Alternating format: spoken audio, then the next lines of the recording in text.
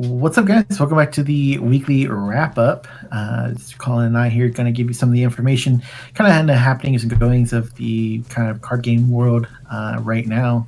And Colin, do you want to start off with this first one? Oh, the first one's me. Crypto Game. If you guys remember, what was it called? Crypto Spells was one of the first kind of mini projects that was helped developed from EG when they created the My World Studios. Now it's kind of that digital card game that was. I think it was browser based, if I remember correctly. I never really got into it because it did start off in Japanese, even though the English translations were rough. And then you had to mine for cards, kind of like the way Bitcoin mining takes place. I'm not familiar with that whole world and how that takes place, but it looks like they're doing some interesting crossover even now. There was a post, I believe, from a player showing an alternate souls backside of a card with a card that may have been more promotional material, and then a very cool Sacred Elf was shown where they changed the color of the leaves to red, kind of like in fall when the leaves are coming off the trees, which I thought was a nice touch. Like, I'm surprised Force of Will hadn't done something like that already, because we see a lot of reprints, and to see a reprint like that would have been really neat with a small change like that. Yeah, and it's something that they've kind of done variation before of I can't remember if it's them or if it was ARG that's done that before, where it was like, oh, here's this card, and they added snow or different things to it for the different seasons. But this was kind of cool and unique looking, where they changed the color of the leaves everywhere, so it looked like it was a different season. So I thought that was kind of cool. Yeah, ARG, I remember doing it on some of the playmats for Cheshire Cat being all Halloween themed. Oh yeah, and having snow on some other cards for playmats, but yeah. Yeah. Next up was. So I guess I'll do this real quick. For anyone who had followed it, I thought this was kind of a big piece of news. Fantasy Flight Games, they have been doing a whole bunch of rejiggering and stuff like that of their different products they produce and stuff like that. And part of that was the announcement that Star Wars Destiny, the card game that uses the dice and everything, is dead. They completely canceled the game. Well, they have one more set to release, right? And then it's canceled after that. It's identical situation almost to Kaijudo, what happened to Kaijudo. So, they have one set coming out, and they have Worlds that's still going to happen. I think all the tickets sold out for that within a couple seconds of them going up, since it is the last major event. And then, Star Wars Destiny is gone. So, for anyone who played that, I know we had played it initially. I would have gotten into it more, but it is just... it's a whole thing, especially with the dice and all that. But I liked the idea of it and everything, and if I didn't have a bunch of other stuff going on, I might have gotten into it more, but it's probably a good thing I didn't. It was a lot of fun. The dice rolling was probably the best part of it, just because of how they felt when it sounded when you're getting ready to roll them, and the effect that they took place in the game. The best part for me was the cool art of all the different characters. I like being able to be like, oh, here's my General Grievous Count Dooku deck. It was kind of fun, but... Yeah, so somebody's gonna be like, "That's too many points. You couldn't run both of them." It might have been IG8A. I forget, man. It doesn't matter. But so it's a little sad that's dead. But hopefully, the Star Wars property goes somewhere else and does a different card game. That the dice might have been fun, but I would prefer something that doesn't use dice, and also where the cards are thicker, because these cards were super thin. But I'd also be interested in seeing what else happens to Fantasy Flight Games, because there's quite a shakeup from the sound of it. I remember you were describing it to me. I don't know if you remember all the details of it, but we kind of anticipated something to happen to Destiny and maybe a couple of the other properties that they run. Pretty much everything except for Keyforge sounds like it might get hit. I know it's so surprising. Some of you may have the opinion of Keyforge being weird that people are into it, or whatever opinion you have on it. There's quite the following for it, surprisingly. But yeah. So next up, moving from there, spoilers for Force Will have started. For those of you who watch our spoiler videos we do on the channel, we will be waiting for the week to end. We haven't really decided on which day of the week it is. We'll do a week recap of all the spoilers that come out in English, and then post those from there. Now, in the past, I had said we would only do English cards, and then we threw some foreign language cards in, just because you get so excited. You want to be able to talk about it with everybody. But the struggle there is just having accurate translations from either the community or on my end myself and translate it properly. And a lot of times, a word off makes a big difference in a card. So we'll be waiting for all the English cards to come out. We'll go over them. We'll release that once a week. Yeah, once a week. Probably like Friday or something like that. Yeah. And just a reminder that for Argent, actually, before we do that, we'll go to finish with Force Will stuff. There was an update for the GPs, not in the US. Still, just have the one, and everything else is TBD. Hopefully, we'll find out about that soon. But we did get updates in other countries. I think the most notable thing you were saying, Oscar, was Germany.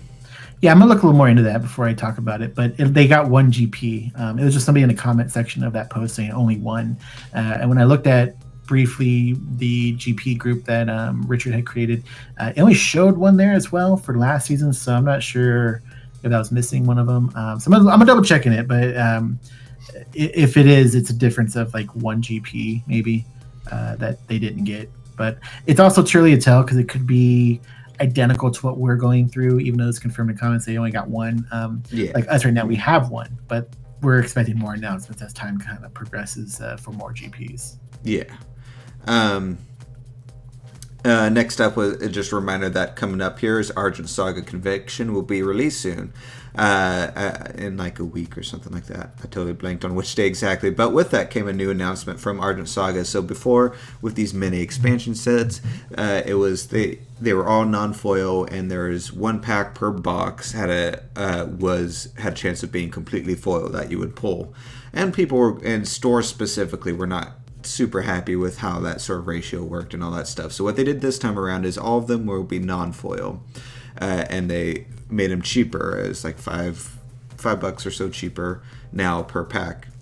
But you have the option now of on the official Argent Saga website. If you go on there once this releases, you can buy directly the all foil pack. So instead of paying $20, you pay $50, and then you just get a completely foil conviction expansion.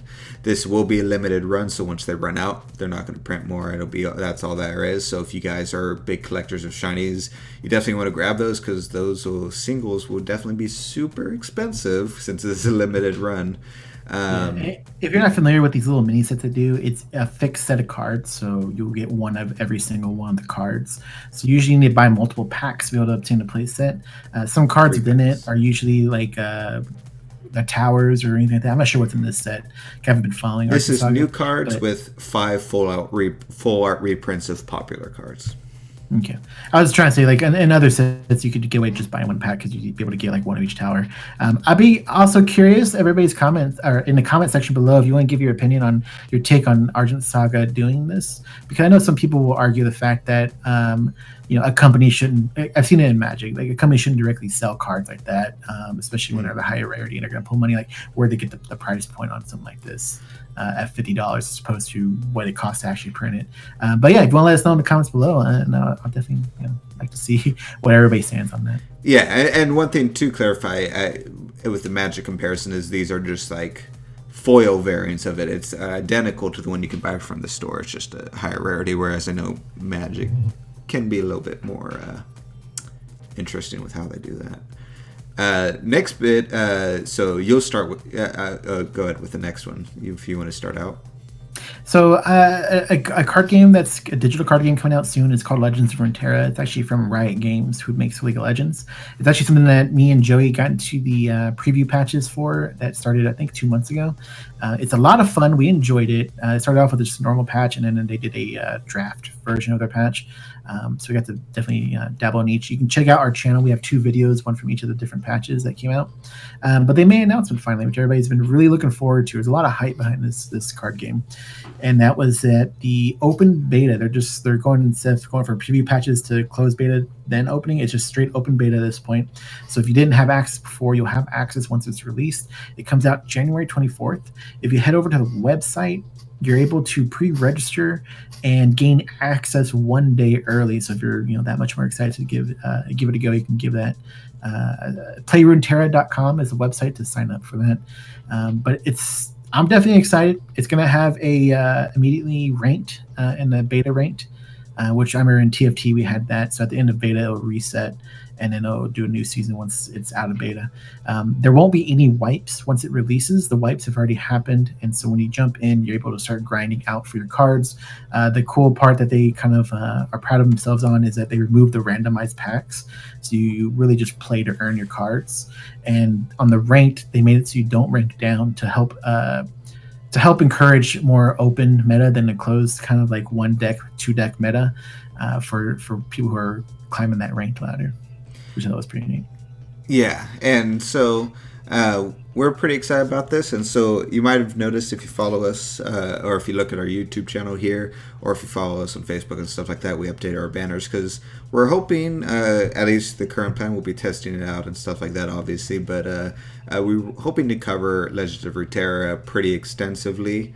Because it's something all three, Oscar, myself, and Joey, are all excited about and want to do different types of content for, and streaming as well over at twitch.tv/TCGscrubs. So I'd highly recommend going and following us there. We have exciting plans. I think on next week's recap, we might go into more detail once we know for sure some of the ideas that we'll be doing, but we definitely want to release content here on YouTube, such as deck profiles and stuff like that, while simultaneously streaming gameplay on Twitch that will then chop up and put over onto our YouTube as well. So let us know your thoughts on that, and if you're excited about Runeterra, because it's definitely something we're excited about and are hoping to potentially dive into it harder than we have any other card game that's not Force of Will up until this point. So yeah, I think driving force and the hype that we have for it is it's something that we're familiar with. I know Joey, Colin, Melissa kind of came from the League of Legends side of things. I was introduced to the whole lore of it with Teamfight Tactics, which is a game I enjoy really playing. And I've really gotten hyped on it as well. So seeing that the card game's coming out, it's like two worlds lining up for us. That really, I think, is what's making us pumped that we know we're going to create content for this and are excited about it. That, and it doesn't cost money to play per se. All the money is cosmetic, which is they're just carrying over the model they did for TFT and League of Legends, which I think is super great. There is money to spend on cards, but it's completely optional because, again, they want to be able to reward you for your grind that you put into the effort of playing the game. If you ever played League, it's pretty much identical to that, where you can buy champions with money, but you can also just grind out and get them by playing the game. Similar structure. If you guys join the open beta, there will be a special little Poro character that you earn called Lunar Poro. And you'll, as long as you're playing during the open beta, you'll have that. It'll be given to us once it leaves beta. So it's a cool little reward for jumping in early. And last thing I just wanted to mention before we go here is that I'll be doing another, if you guys like the interviews I do with the different people who make independent card games, up and coming card games, different things like that. I have another one scheduled for this weekend, so hopefully that'll release relatively soon, so probably Monday or something like that. So keep an eye out for that. It's actually a really cool looking card game. I believe they'll be launching their Kickstarter pretty soon, and it's not like a TCG that says with booster packs. I believe it's a set that comes with the cards and stuff like that. But it looks really cool. What's really drawing to me, I probably have a picture right here, is the art is like, I was telling Oscar, like, that's my style of art that I love to see, like, that I would hang on my wall type of deal. So I'm super interested. It has a unique thing that we'll go into in the interview. But just give you guys a heads up for anyone who likes those types of interviews I do.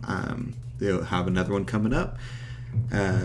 But yeah, so that'll do it for this week. If we missed any type of news for Force Will, Argent Saga, or any other type of card game, that let us know below. If there's card games you'd like to see us cover that isn't like the big three or anything like that, let us know, and we'll take a look there, or any up and coming independent card games that you would like us to take a look into, or maybe try and contact the creators to also interview and get their perspective on card games. Let us know, because that's one of my favorite things I like doing on the channel right now. So yeah, thanks for tuning in, and we'll see you guys next week.